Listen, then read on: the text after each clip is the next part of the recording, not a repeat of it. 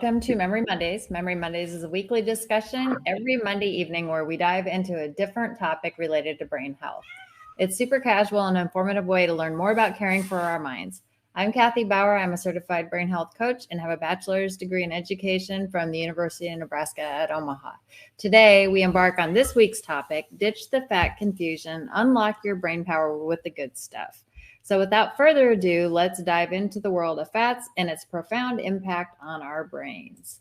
Did you know that your brain is 60% fat? So by starving your body of good fats, you're actually starving your brain.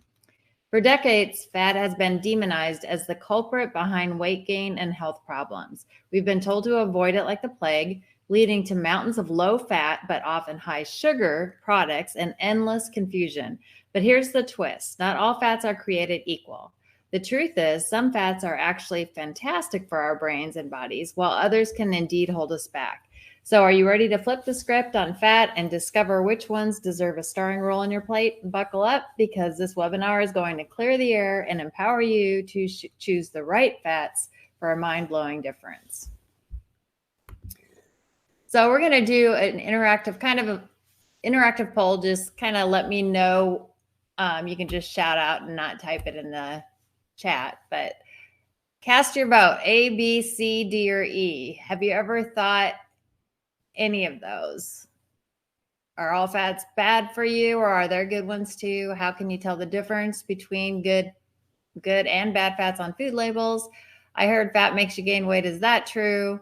Does eating fat really affect my brain and thinking, or other? What is your thought on fats?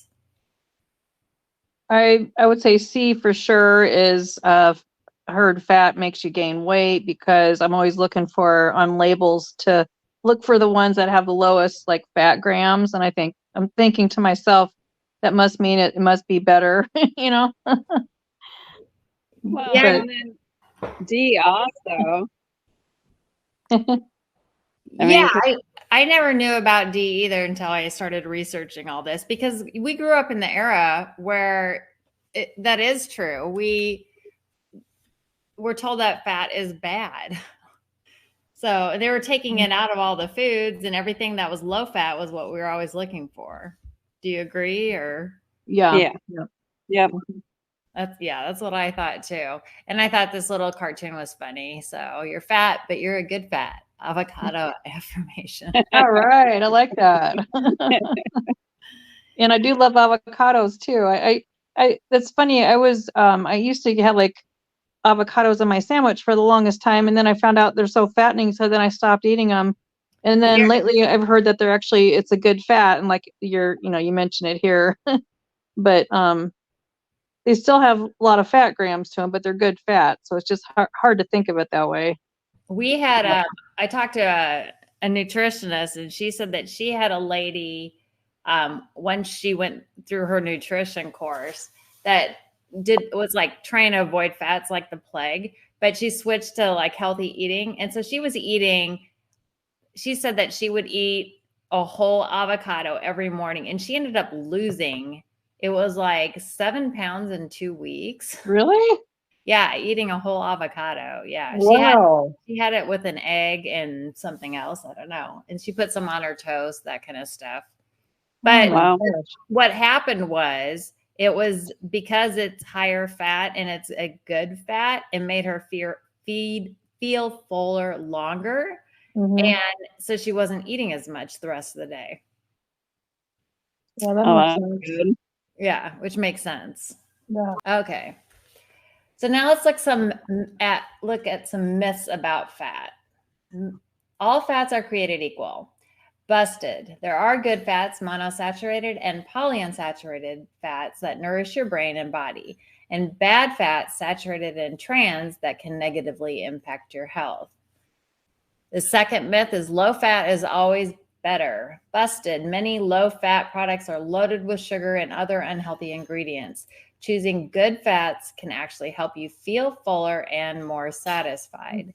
And myth number 3, fat makes you gain weight automatically. Busted. It's about balance. Eating too much of any calorie, including healthy fats, can lead to weight gain, but choosing good fats over bad ones can support a healthy weight and overall well-being. So the good fats are the monosaturated fats and the polyunsaturated fats. The monounsaturated fats is your brain's best friend, boosting memory and keeping you sharp. So think avocados, olive oils, and nuts. Those are all good. And even chia seeds and flax seeds are monosaturated fats. The polyunsaturated fats are packed with omega-3s and omega-6s, and they're very essential for your heart and brain health. So think salmon, fatty fish, chia seeds. Well, I guess chia seeds are polyunsaturated. But a lot of salmons are the healthy fats. So if you like salmon, I guess that's a good one. I've had some good salmon and some bad salmon. I don't know. I'm not a fishy person. I like the water pack, the tuna. So they have salmon that tastes good. Yeah, I'm gonna have to try. I've had some good salmon, when I've gone to restaurants and stuff, but I just got to learn to make it myself. What about you, Pam? Yeah, I love salmon. I don't like to cook it, but I like to go out and eat it somewhere or have somebody else make it for me. I like it grilled, or sometimes you do put like Parmesan cheese and kind of get it a little crunchy at the top. It's so good. But I've never tried the you mentioned like the canned like salmon. So that it's sort of like tuna in a can, but it'd be salmon in a can, and then you just use that for sandwiches and stuff that way. Well, I don't do the can. I do the packages. Oh, packages. Okay. Yeah, I do the water, and I throw it on salads. Oh, so. That sounds really good. Huh. Okay. I have that for tuna, and I'm not a big tuna person, but I'll have it every once in a while on like a spinach salad. So yeah, that sounds very healthy. Yeah. And in my dressing, I usually just pour a bunch of different herbs like sage and oregano and just different herbs. And then I put olive oil and red wine vinegar. Oh, wow. That sounds very healthy. You should try salsa. The chunky salsa. On salad? Yeah. I guess that would be good. Yeah. It'd be kind of like one of those taco things. A taco salad, kind of, but healthier. Because you get your tomatoes and peppers and stuff in there. Yeah. As long as it's not high salt, but I mean, I'm sure there's plenty that are not high salt. So yeah, low sodium. Yeah.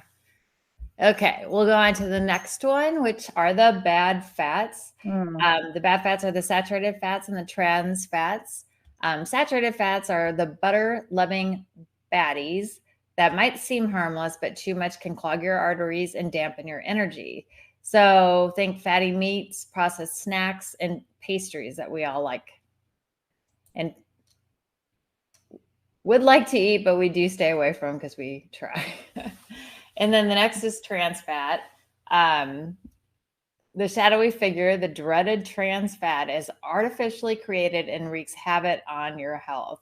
So think fried foods, packaged baked goods, and anything labeled partially hydrogenated.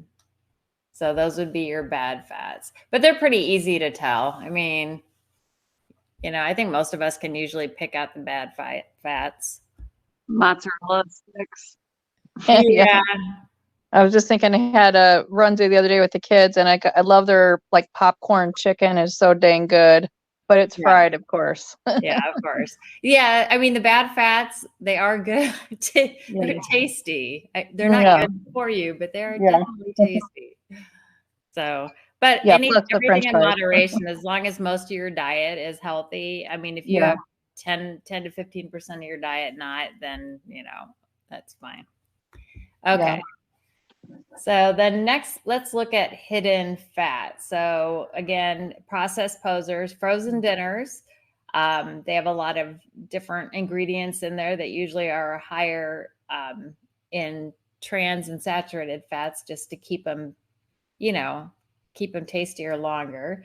Deli meats, sugary cereals, just any convenient options that harbor high levels of saturated and trans fats. So don't be fooled by their innocent packaging. A lot of them look really good and even have labels of, to make it sound healthy when it's not.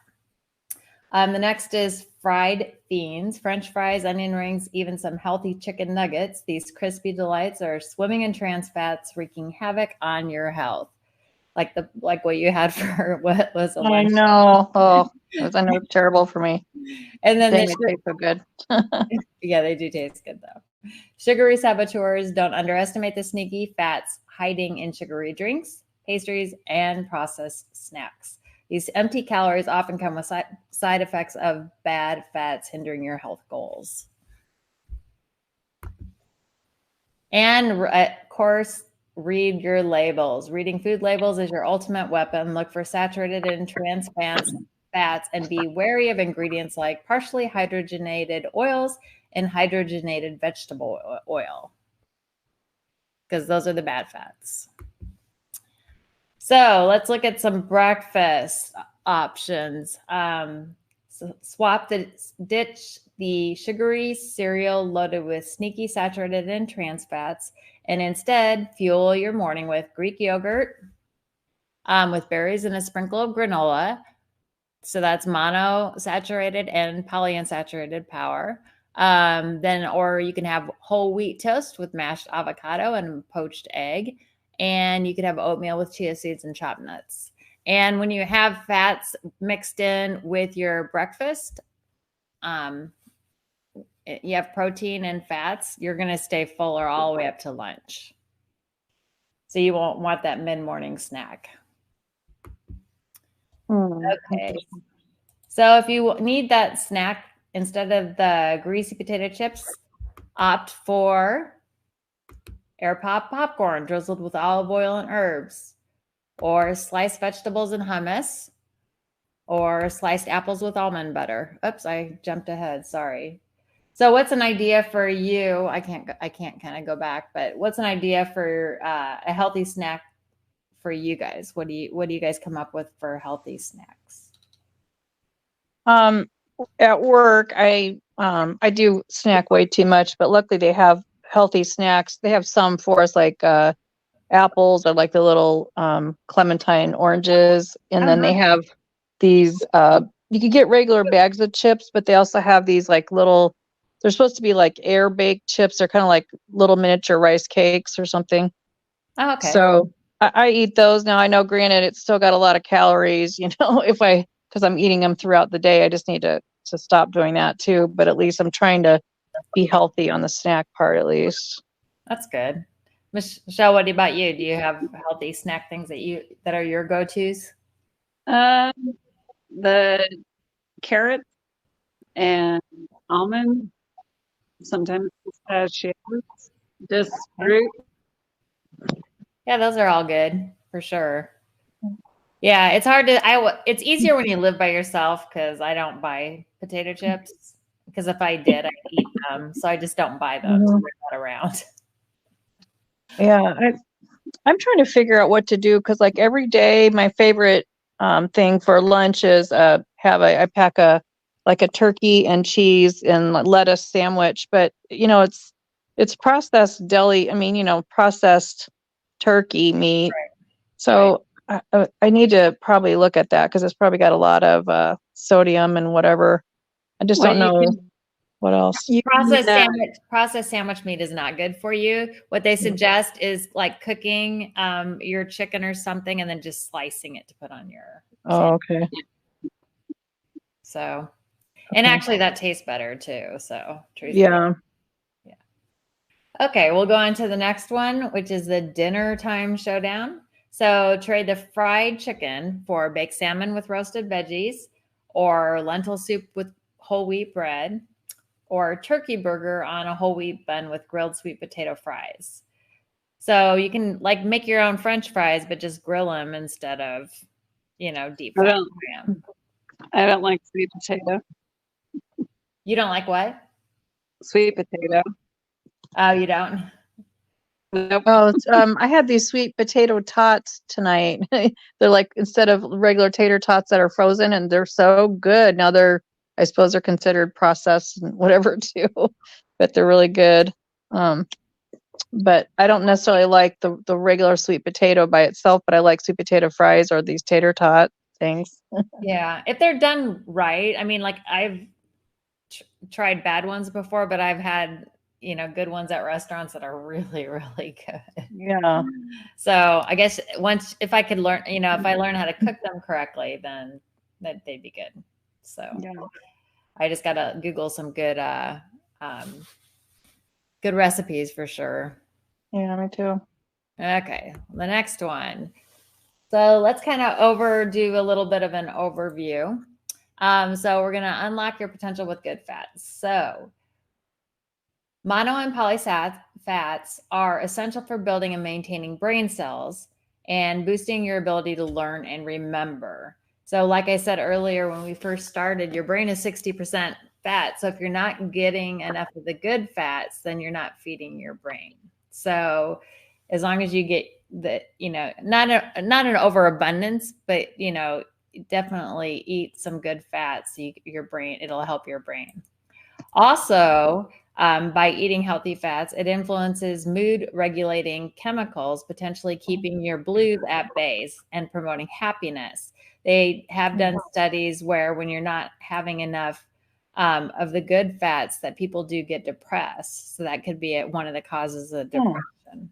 Interesting. And they're also energy enhancers. So they help provide sustained energy for your brain cells, helping you to stay focused and alert throughout the day. So those are all the positive benefits of good fats. Okay, and so let's look at some action steps. So aim for avocados, olive oil, fatty fish, nuts, and seeds. Limit your bad fats. Focus on replacing them with good ones. And stay hydrated, because water is essential for optimal brain function. And the challenge this week is switch to a healthy fat this week and share what you swapped next week. So think about one healthy fat that you can swap into your diet. So I want to thank each of you for joining tonight. I'm hoping these weekly gatherings will enrich our understanding of brain health and strengthen our bond as a community. Let's keep learning, and look forward to having fun chats in the weeks ahead.